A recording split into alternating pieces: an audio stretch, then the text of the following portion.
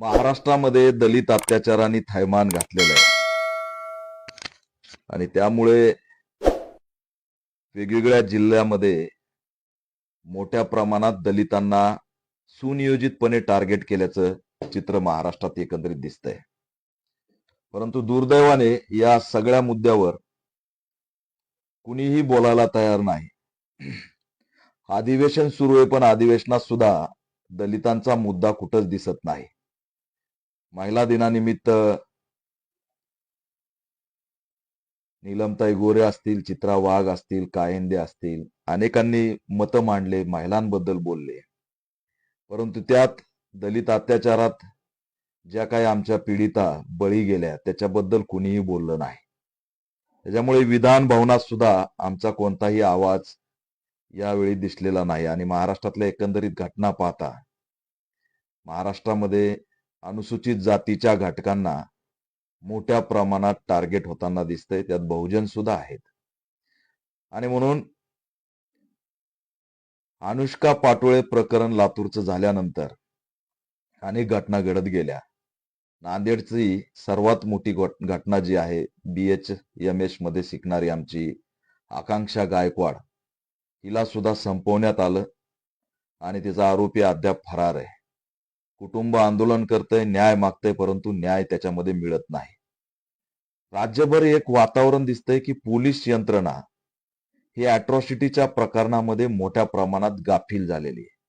त्याच्यामुळे कुठंतरी अॅट्रॉसिटी ऍक्टच्या केसेसकडे लक्षच द्यायचं नाही, असं काही सुनियोजित राज्यव्यापी कट गृह विभागाने केलाय का, असा सवाल सुद्धा आम्ही गृह विभागाला विचारतोय. कारण या दलितांवरील हल्ल्याबद्दल कसलीही संवेदना पोलीस यंत्रणेमध्ये, गृह विभागामध्ये, गृहमंत्र्याकडे दिसत नाही. अनुसूचित जाती जमाती आयोग पूर्णपणे झोपलेल्या निद्रिस्त अवस्थेमध्ये, त्याची सुद्धा भूमिका याच्यामध्ये काहीच दिसत नाही. म्हणजे दलितांनी मार खायचा आणि घरात बसायचं, त्यांनी तक्रारी सुद्धा करायच्या नाही. आणि तक्रारी जरी केल्या तरी आम्ही नोंद करू, परंतु आरोपीला अटक करणार नाही, अशाच केसेस महाराष्ट्रात सध्या मोठ्या प्रमाणात दिसायला लागल्यात. आणि म्हणून सर्वात धक्कादायक बाब आहे की दलितांना आता लवकर न्याय मिळत नाहीये. हे सरकार दलित विरोधी सरकार झालेलं आहे आणि दलितांच्या अन्याय अत्याचाराबद्दल यांना कसलीही चिंता वाटत नाही, कसलंही त्याबद्दल त्यांच्याकडं रोडमॅप नाहीये. हे अन्याय अत्याचाराचा अहवाल ते सादर करत नाहीत. धक्कादायक आकडे पुढे येतील एवढ्या घटना या महाराष्ट्रात सध्या होत आहेत. नेवाशाला, घोडेगावला आमचा भीम सैनिक नितीन शिरसाट मारला गेला, लेकरासहित, पत्नीसहित. हॉस्पिटलला गेलेला भीम सैनिक नितीन शिरसाट, त्याच्यावरती एक टोळी येते, गँग येते आणि अंधाधुंद गोळीबार करून त्याला जाग्यावर मारून पळून जाती. आज महिना होत तरी त्यातला मुख्य आरोपी अटक होत नाही. कालच पीडित नितीन शिरसाटच्या भावाचा मला फोन आला होता. ते न्याय मागतायत, समाज बांधव पोलीस स्टेशनला जमा होत आहेत आणि पोलीस अधिकारी सुद्धा संशयास्पद भूमिकेमध्ये वागतायत. आरोपी त्यांना का अटक होत नाहीत? नितीन शिरसाट हा एक सामाजिक कार्यामध्ये कमी काळात नावलौकिक झालेला त्या भागातला तरुण होता. भीम सैनिकांना त्यांनी एक आपला रोजगार देण्याच्या पद्धतीने कामं सुरू केले होते. त्याची ताकद सामाजिक त्या दिशेने वाढत चालली होती आणि तो प्रस्थापितांना नडत होता. म्हणून त्याला सुनियोजित कट करून उच्च स्तरावरून प्लॅनिंग करून त्याला संपवण्यात आल्याचं सुद्धा त्याच्या भावाने सगळा डिटेल मला दिलेला आहे. याच्यात कोण कोण आहेत, राजकीय कोण आहेत, पुढाऱ्याचा किती हात आहे, हे सगळ्या गोष्टी आता आमच्या समोर यायला लागल्यात. आणि नितीन शिरसाट हा भीमसैनिक हळहळ करून त्या ठिकाणी अगदी 35-33 वर्षाचा हा तरुण जो नव्या उमेदीने त्या ठिकाणी आपलं प्रस्थ निर्माण करत होता. दलित कसं काय प्रस्थ निर्माण करू शकतात? दलित तरुण संघटन कसं काय करू शकतो? दलित इथला भीमसैनिक स्वाभिमानाने, आत्मसन्मानाने जगण्याची भाषा कसं काय करू शकतो? हे आजही नगर जिल्ह्यामध्ये डोळ्यामध्ये प्रस्थापितांच्या खुपतं आणि त्यातूनच नितीन शिरसाटचा बळी गेलेला आहे. नितीन शिरसाट हा एकदम डॅशिंग भीमसैनिक होता. आणि त्याच्यावरती अंधाधुंद गोळीबार करून त्याला संपवलंय आणि त्याचा मास्टर माइंड अटक सुद्धा नाही. म्हणून आम्ही मागणी करतोय, समाजाने सुद्धा अल्टिमेटम दिलाय, याच्यामध्ये लवकरात लवकर मास्टर माइंड कोण आहे ते अटक करा. त्याच्या पीडित कुटुंबाला पोलीस संरक्षण द्या. आजही जर आरोपी फरार आहेत तर त्या पीडित कुटुंबाच्या जीवाची काय शाश्वती आहे? याच्यामध्ये तात्काळ आरोपींवरती त्या मोठ्या प्रमाणात पोलीस अधिकाऱ्यांनी भूमिका घेतली पाहिजे. नगरच्या एसपींनी याच्यावरती भूमिका घेतली पाहिजे आणि जर लवकरात लवकर याच्यात अटक नाही झाली तर मग मात्र मोठं आंदोलन त्या ठिकाणी केल्याशिवाय आम्हाला पर्याय राहणार नाही. आमचा घोडेगावचा हा तरुण संपवला, त्याला दिवसाढवळ्या हॉस्पिटलमध्ये कुटुंबाला घेऊन गेला होता आणि तिथंच असणारा त्याचा घात केला. ही टोळी कोण आहे, त्याचे मास्टर माइंड कोण आहेत, त्याचे आका कोण आहेत, त्याचे प्रमुख कोण आहेत, याची कुणी चौकशी करणार आहे की नाही? याच्यात SIT, CID सखोल चौकशी होऊन त्याच्यासोबत काय घडलं, कुणी केलं, कोण कुणाचा हात आहे, याचं काही पुढे येणार आहे की नाही? हा सुद्धा प्रश्न आम्ही या ठिकाणी विचारतोय. आमच्या जळगावचे जिल्हाध्यक्ष लखन पान पाटील याचा सुद्धा फोन आला होता. त्यांनी ती केस हँडल केली, DYSP ला बोलून त्याच्यामध्ये FIR केला. जळगाव जिल्ह्यातील भडगाव तालुक्यात पिंपरी हाट नावाचं गाव आहे आणि त्या गावामध्ये एका दलित महिलेला 8 ते 10 जणांनी घरात घुसून मारहाण केली. एका महिलेला 8-8 जण जातीवादी घरात घुसतात आणि मारहाण करतात, तरी सुद्धा त्याच्यामध्ये पोलीस स्ट्रॉंगली कारवाई करत नाहीत. कार्यकर्त्यांनाच इंटरफेअर करावा लागतो तरच कारवाईची प्रक्रिया पुढे होती. ही घटना सुद्धा गंभीर आहे की एका गावामध्ये राहणाऱ्या दलित महिलेला 8-8 जण घरात घुसून मारतात, बेदम मारहाण करतात आणि पोलीस काहीच करत नाही. तिथल्या DYSP ला जिल्हाध्यक्ष लखन पाटील यांनी भूमिका मांडली, मागणी केली, त्यानंतर कारवाई झाली आहे. त्याच्यामुळे संघटन जिल्ह्यात असल्यामुळे या घटना तरी आमच्यापर्यंत येत आहेत आणि त्याला कशी तरी वाचा फोडण्याची ताकद तरी आमच्यामध्ये निर्माण होतीये. ही अशा प्रकारे या ठिकाणी ही अवस्था आहे. आता कालच आमच्या महाराष्ट्राचे प्रवक्ते बंटीदादा सदाशिवे यांनी छत्रपती संभाजीनगरच्या घाटी रुग्णालयामध्ये 4 दिवसापासून हल्ला झालेलं कुटुंब जालन्यामधून आलंय ते पडू नये. कुणाच्या डोक्यात रॉड टाकलाय, कुणाचे डोके फुटलेत, आया बहिणींचे डोके फुटलेत. त्याच्यामध्ये त्या मुलीचं इंटरकास्ट आहे, त्या जातीवाद्यांनी त्यांच्यावरती हमला केलाय आणि त्यांची तक्रार 4 दिवस झालं त्यांना कोणी पोलीस सुद्धा विचारायला येत नव्हता. त्याच्यामध्ये त्यांनी फोन केला. आमचा कार्यकर्ता त्या ठिकाणी धावून गेला. या घटनेला त्यांनी वाचा फोडली आणि ती सोशल मीडियात आल्यानंतर आणि त्यांनी पोलिसांशी मीही बोललो, तेही बोलले आणि त्याच्यानंतर पोलीस यंत्रणा काल हॉस्पिटलला येऊन त्याच्यामध्ये 307 अॅट्रॉसिटी ऍक्ट अंतर्गत कठोर कलमांतर्गत कारवाई त्याच्यामध्ये केलेली आहे. त्यात सुद्धा जर आम्ही पुढे आलो नसतो तर ही घटना सुद्धा दबली असती. काल त्यांना न्यायाची प्रक्रिया सुरू झाली आणि या जालन्याच्या आमच्या त्या कुटुंबाला न्याय देण्याची सुरुवात काल त्या ठिकाणी सुरू झालेली. पोलीस झोपले होते का हा प्रश्न मी विचारतोय. जालन्याचे SP या सगळ्या प्रकरणावर काही भूमिका घेणार आहेत की नाही? पोलीस स्टेशनला काय घडतं हे त्यांना समजतंय की नाही?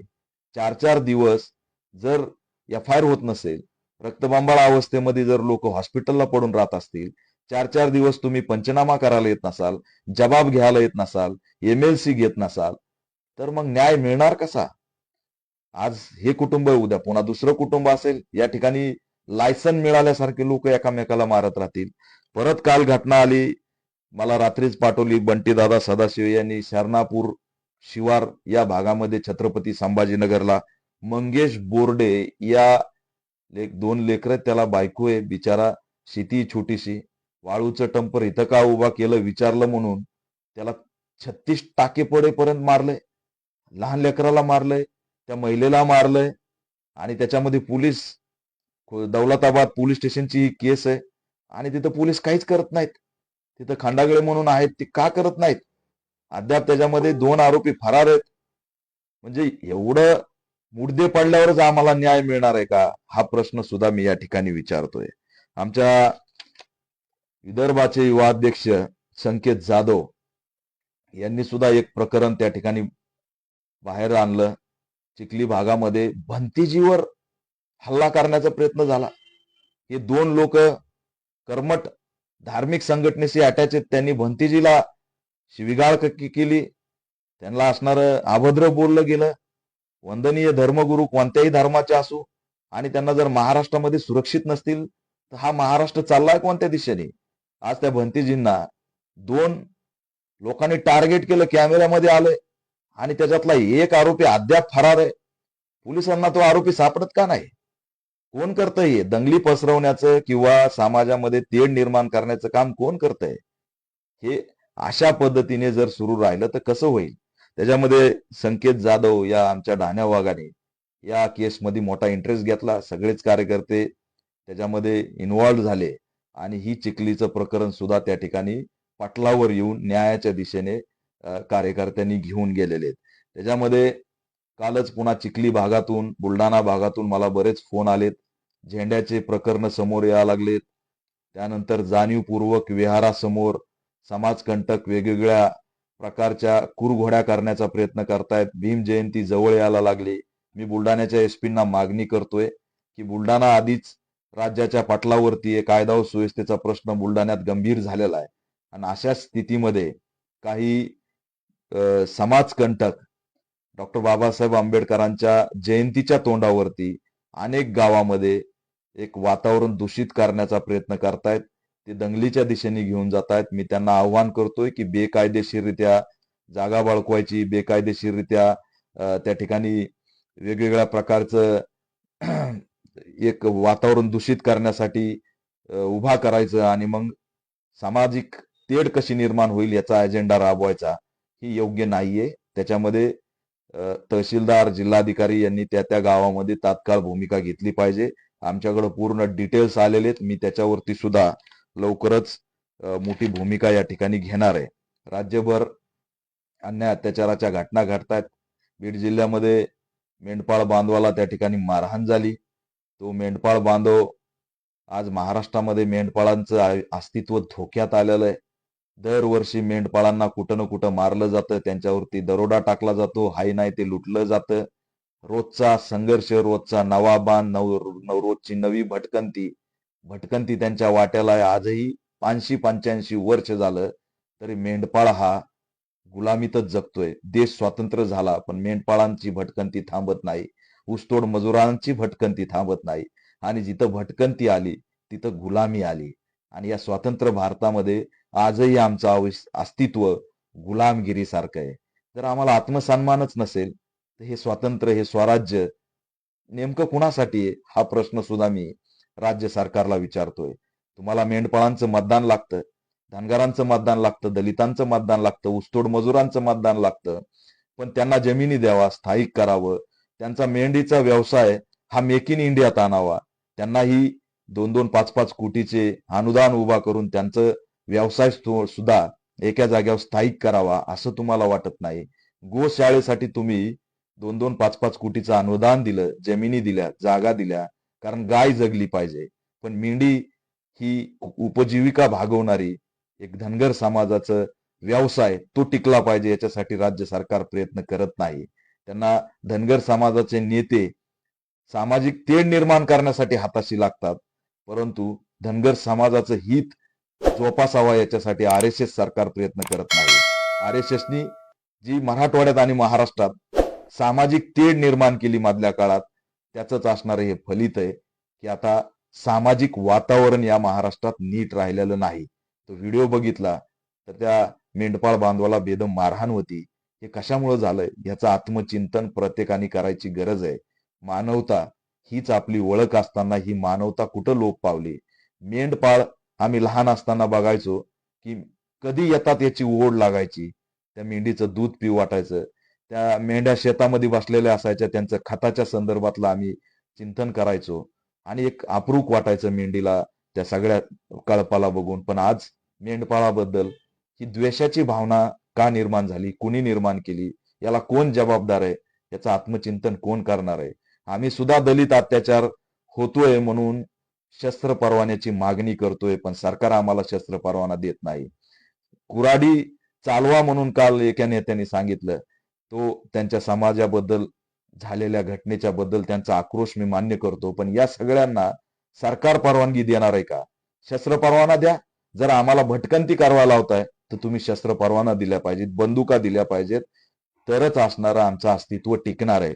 परंतु दुर्दैवाने मेंढपाळाचं अस्तित्व या महाराष्ट्रात धोक्यात आलेलं आहे आणि मेंढपाळ हा भटकंती करतोय, म्हणजेच तो या देशामध्ये आजही गुलामगिरी सारखा जगतोय, ऊसतोड गुलामगिरी सारखा जगतोय. आणि म्हणून त्याला त्या ठिकाणी त्या सगळ्याच प्रकरणामध्ये आपल्याला मोठ्या प्रमाणात काम करावं लागणार आहे. बीडचे आमचे जिल्हाध्यक्ष नितीन सोनवणे यांनी या मेंढपाळ बांधवाच्या प्रश्नाबद्दल मला माहिती दिली. पीडिताची सुद्धा त्या संदर्भात त्यांनी सगळा आढावा घेतलेला आहे आणि लवकरच आम्ही याच्यावरती रस्त्यावरची सुद्धा भूमिका घेतल्याशिवाय राहणार नाही. राज्यव्यापी आम्ही कॉल देतोय. अन्याय अत्याचाराच्या शेकडो घटना माझ्यासमोर आता आहेत. शेकडो घटना घडल्यात. कार्यकर्ते त्या त्या जिल्ह्यात लढतायत. खरंच त्यांना असणारं मी सॅल्यूट करतो की गेल्या 10-15 वर्षामध्ये आपण जी लढाई उभा केली, निदान जिल्ह्यामध्ये अन्याय अत्याचाराच्या विरोधात लढणारी फौज तरी आम्ही त्या ठिकाणी उभा करू शकलेलो आहे. आणि म्हणून मोठ्या प्रमाणात हे जाळं कार्यकर्त्यांचं आता तिथल्या अन्याय अत्याचाराच्या विरोधात आवाज उठवायला लागलंय. पोलिसांवरती त्या ठिकाणी भूमिका घ्यायला लागलंय आणि फिल्टर करून घटना सुद्धा फिल्टर करणं खूप गरजेचं असतं. कारण त्या घटनेच्या आडून अनेक अजेंडे राबवले जातात.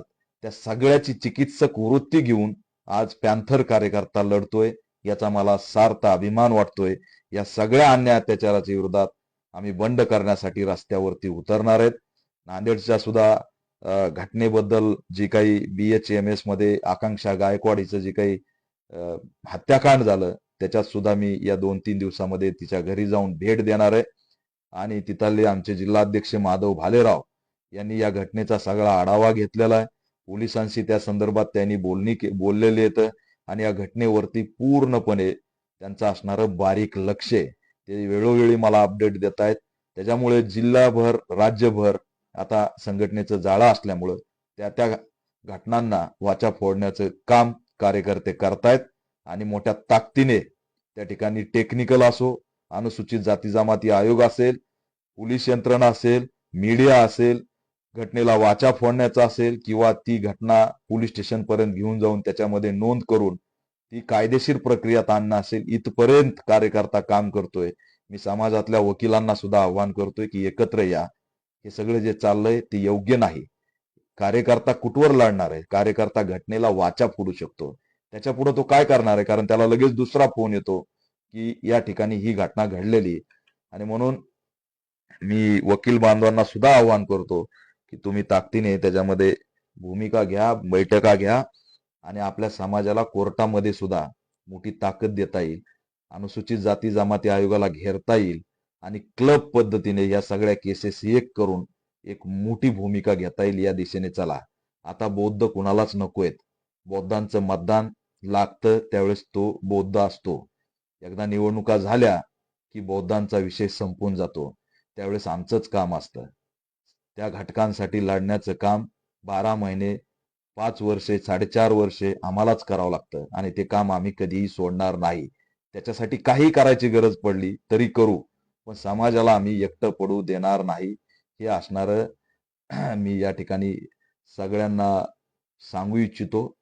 आजपासून कार्यकर्त्यांना आवाहन करतोय की घटना कानावर येताच धावून जा. त्या घटनेला वाचा फोडा, त्याच्यावर बोला, त्या सोशल मीडियात मांडा, त्याच्यावरती लाईव्ह या, भूमिका मांडा आणि मोठ्या प्रमाणात या ज्या काही घटना घडतायत त्या राज्याच्या पटलावरती आणा. राज्य सरकारला आम्ही मागणी करतोय की ही योग्य नाहीये. तुम्ही अधिवेशनात सुद्धा दलित अत्याचारावरती बोलत नाहीत. अनुष्का पाटोळेवरती तुम्ही एक शब्दही या अधिवेशनात बोललेला नाहीत. हे दुर्दैव आहे. आकांक्षा गायकवाड मारली, ह्या दोन्ही मुली मातंग होत्या. मातंगाचं मत तुम्हाला लागतं. मातंग हा धर्मासाठी तुम्हाला लागतो. मातंगाच्या वज्रमुठीत काय हे बघायला तुम्ही गेलात, परंतु मातंगाचे लेकर चुरगाळले जात आहेत. ती वज्रमुठ कुणाची आहे जी लेकर आमचे चुरगाळत आहेत? याच्यावर मात्र भ्र शब्द कुणी बोलत नाही. महिला दिन कुणासाठी आहे? मग याच्यामध्ये दलितांच्या लेखी नाहीत का? हा प्रश्न आम्ही नीलम गोरेंना विचारतोय. अपेक्षा करतो नव्या झालेल्या राज्यसभेच्या खासदार ज्योतिताई वाघमारे या दलित आहेत. त्यांनी या 8 दिवसामध्ये मी दलित कशी आहे, मी झोपडपट्टीत कशी राहिले, मी किती गरीब होते, मला कसं संघर्ष होता याच्याबद्दल सांगितल्यानंतर समाज सुद्धा भावुक झाला. परंतु मी त्यांच्याकडून अपेक्षा बाळगतो की तुम्ही सरकारच्या खूप जवळ आहेत.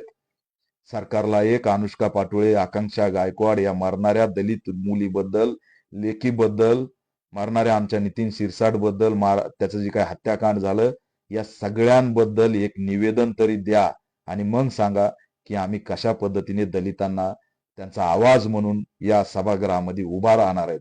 मी अपेक्षा करतो की या महाराष्ट्रात आता दलितांबद्दल बोलणारं कोणीही राहिलेलं नाही. सगळ्यांपुढे पॉलिटिकल अजेंडे आहेत, सामाजिक अजेंडे कमी झालेले आहेत आणि म्हणून कार्यकर्त्यांनीच सतर्क झालं पाहिजे. मरगळ आणून चालणार नाही. मला माहित आहे एक काळ येतो, प्रत्येक कार्यकर्त्याला वाटतं एक मरगळीचं एक दिशा येते, परंतु मरगळ झटकून टाका, जोमाने कामाला लागा. तुम्ही जिवंत असल्याचं एकच प्रतीक आहे चळवळीमध्ये सक्रिय राहणं. चळवळीत सक्रिय असाल तरच आपलं अस्तित्व आहे. त्याच्यामुळे कोणत्याही परिस्थितीत मी चळवळ सोडणार नाही, चळवळीपासून लांब जाणार नाही आणि अन्याय अत्याचाराच्या विरोधात बोलत राहणार, लढत राहणार, भिडत राहणार. ही भूमिका कार्यकर्त्यांनी गावागावात, तालुका तालुक्यात घ्या. एक काळ होता की लाईव्ह करण्याच्या बद्दलची भूमिका असेल. एक काळ होता की एक असा तालुका होता जालन्यामध्ये की त्या तालुक्यातून पोलीस स्टेशनला पीडित जात नव्हते, परंतु आम्ही त्या काळामध्ये मोठ्या प्रमाणात आवाज उठवला, लढा दिला, संघर्ष केला, लाईव्ह भूमिका घेण्याचं प्रत्येकाला समजून सांगितलं आणि मग हे अन्यायाला वाचा फोडणारी प्रक्रिया सुरू झाली आणि तेव्हापासून आजपर्यंत कुठंही अन्याय अत्याचार दबून राहत नाही. हे आम्ही या पॅन्थर मुवमेंटच्या माध्यमातून कमवलेलं आहे. कार्यकर्ता लढता झाला, बोलता झाला, पोलिसांना प्रश्न करणारा झाला आणि त्याच्यातूनच असणारी ही चळवळ मोठ्या प्रमाणात वाढत चालली आहे. त्याच्या असणारे वेगवेगळे हे वाढत जातील, विंग्स वाढत जातील, महत्वाकांक्षा वाढत जातील. अनेक प्रकारच्या महत्वाकांक्षा असतात, डोक्यामध्ये चालू असतात. त्या अनेक महत्वाकांक्षा वाढत जातील. पण कितीही महत्वाकांक्षा वाढल्या आणि कार्यकर्ता कुठेही गेला तर तो लढण्याची भूमिका सोडणार नाही. हेच असणारं आमचं यश आम्ही समजतो. आणि म्हणून कार्यकर्त्यांनो, महाराष्ट्र जसा चाललाय तसा नाहीये. महाराष्ट्रात अन्याय अत्याचाराच्या घटनांनी मोठी एक शृंखला गाठलेली आणि त्याच्यावरती घाव करणं हाच असणारा आज आपल्या पुढं पर्याय आहे. आणि म्हणून मी अपेक्षा करतो की ताकदीने सोशल मीडियाचा वापर करा, ताकदीने पुढे या आणि घटनांना त्या ठिकाणी वाचा फोडून न्याय देण्यासाठी या ठिकाणी भूमिका घ्या. मी 1 वाजता लाईव्ह येणार होतो, लवकर आलो आणि त्या ठिकाणी मी माझी झालेले काही 4-5 अन्याय अत्याचार माझ्या पुढे आलेत. अनेक अन्याय अत्याचार आहेत, ते सुद्धा लोक माझ्याकडे येत आहेत. मी त्यांना भेटतोय, बोलतोय आणि मी आता परत 15 तारखेनंतर राज्याच्या दौऱ्यावर निघणार आहे. UGC असेल, त्या ठिकाणच्या देशव्यापी, राज्यव्यापी आमचे जे काही अन्याय अत्याचाराच्या घटना असतील त्या सगळ्यावरती जवळपास 50 मागण्या घेऊन या महाराष्ट्रात आणि देशात आम्ही आता रान पेटवल्याशिवाय राहणार नाही. EVM असो किंवा देशव्यापी आमचा महाबोधी बुद्धविहारचा मुद्दा असो किंवा दलित अन्याय अत्याचाराचे प्रकरण असो, या सगळ्यावरती आता आम्ही हल्लाबोल केल्याशिवाय राहणार नाहीत. जे संविधान जन उठावचा आम्ही एल्गार पुकारलेला आहे, त्या जिल्ह्यातल्या मागण्या सुद्धा घेणार. त्या जिल्ह्यातल्या कार्यकर्त्यांना जेवढे असतील तेवढे या आजच जर आपण टिकलो तर टिकणार आहेत, नाहीतर पुन्हा आपल्याकडे काही राहणार नाही. त्या जिल्ह्यातल्या कार्यकर्त्यांना एकत्र घेऊन या सगळ्या घटनांवरती एक मोठा हल्लाबोल केल्याशिवाय आता आपल्या पुढं पर्याय नाही. मला या लाईव्ह मध्ये आमचे माणिकराव हे त्रिशूल माणिकराव पाटील दिसतायत. त्यांना सुद्धा मी बघतोय. एक मोठा लढा त्यांनी लढलाय. त्यांना धमक्या आल्यात, रेकी झालीये.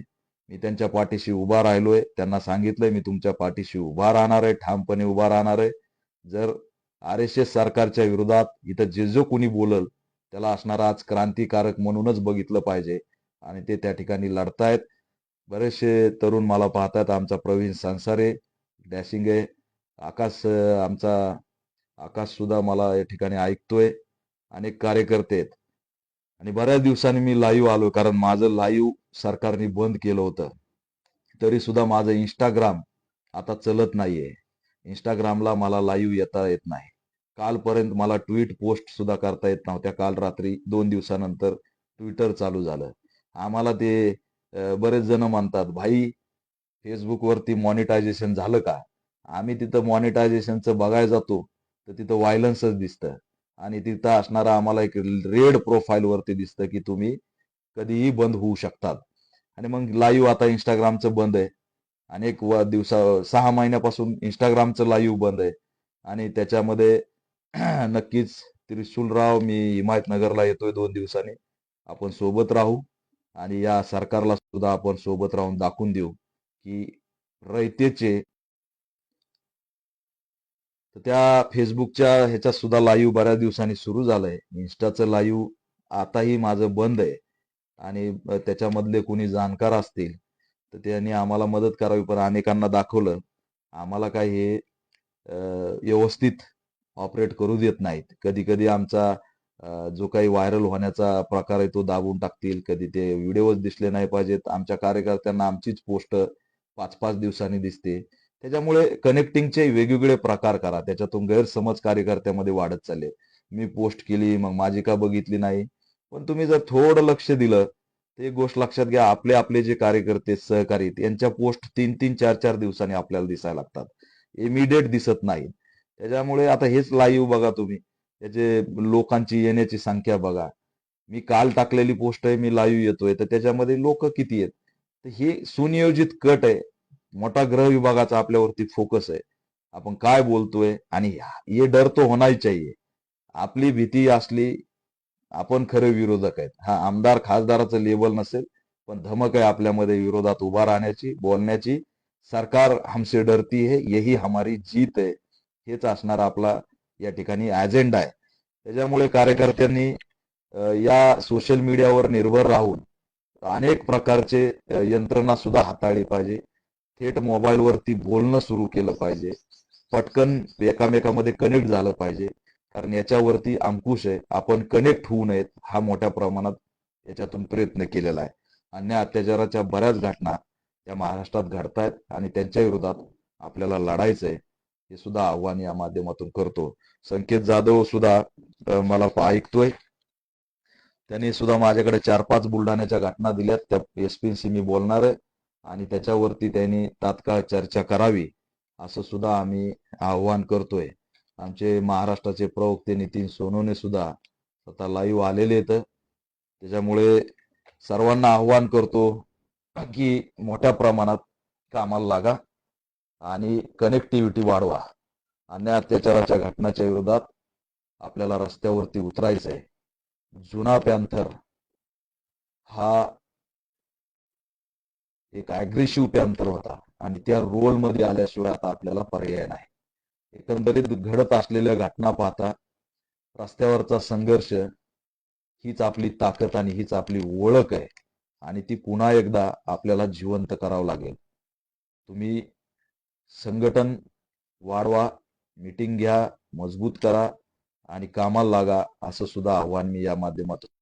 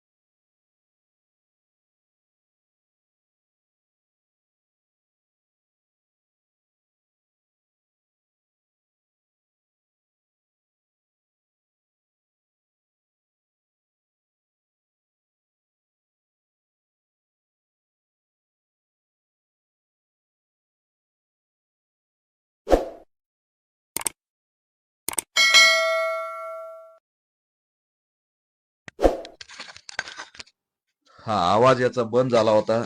बरं झालं सांगितलं आमच्या त्रिसूळरावनी. चालतंय, ठीक आहे.